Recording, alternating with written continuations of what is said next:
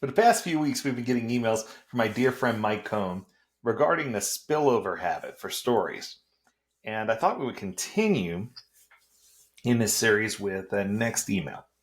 So it says, for the past few weeks, I've been writing about the problem of habitual spillover, when a team routinely rolls over unfinished work from sprint to sprint. So far, we've talked about why spillover happens and why it's a problem. Plus, we've given you steps to start a reduction in your team's spillover. This week, let's share ways to break your team's rollover habit. We can start curb their enthusiasm. Sometimes teams miss their goals, and that's okay. Sometimes teams miss when they aim high and fall a little short.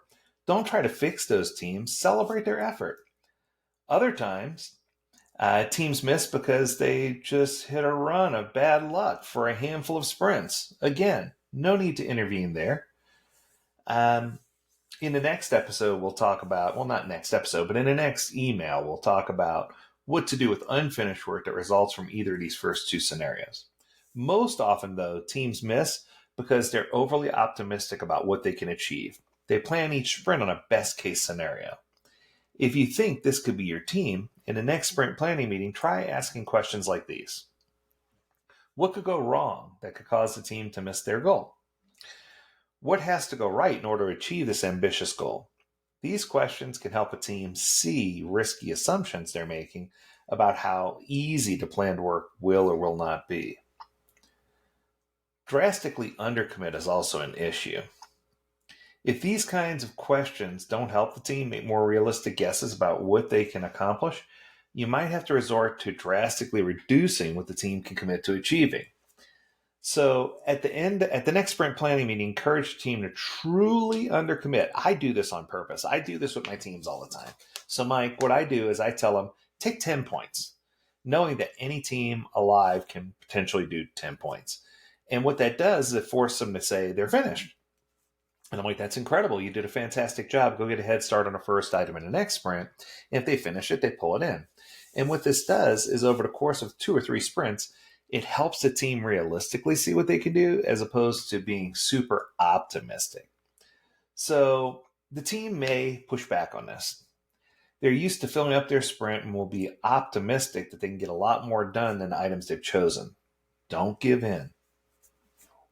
When team members push back, remind them that if they run out of work to do, they can always start on the first item in the next sprint. Thank you so much, Mike.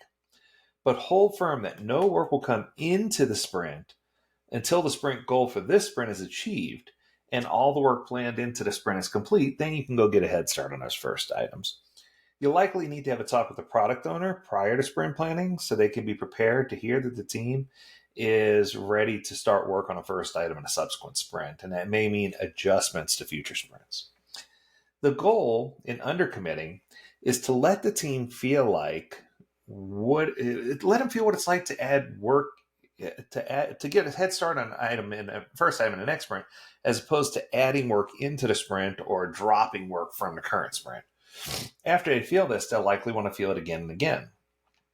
Encourage the team to plan a bit more work into the next few sprints until they get close to meeting their goal, and then they end up rolling over again. Incorporate the enthusiasm curbing questions as needed, but make sure you understand that habitual spillover is a hard habit to break. As most of us who make New Year's resolutions at the beginning of 2025 have rediscovered by now old habits die hard, sometimes you have to take drastic action to realize lasting results and succeed with Agile. Part of this is making sure that you need to help the team understand that undercommitting is not a crime, especially in the early sprints, and that they need to establish a velocity based on true size and not time-based estimates. And if they can pool all that together, that's going to help them with better forecasting, better estimating, and better planning. And they will be successful, Mike. I 100% agree. That's going to do it for this episode. I hope you enjoyed it. If you have a topic you want us to discover or talk about, learn more at agiledad.com. We'd love to hear from you. Thanks again, Mike, for your inspiring email. And as always, we encourage you to stay healthy, stay well, and stay agile, my friends. Until next time, do take care.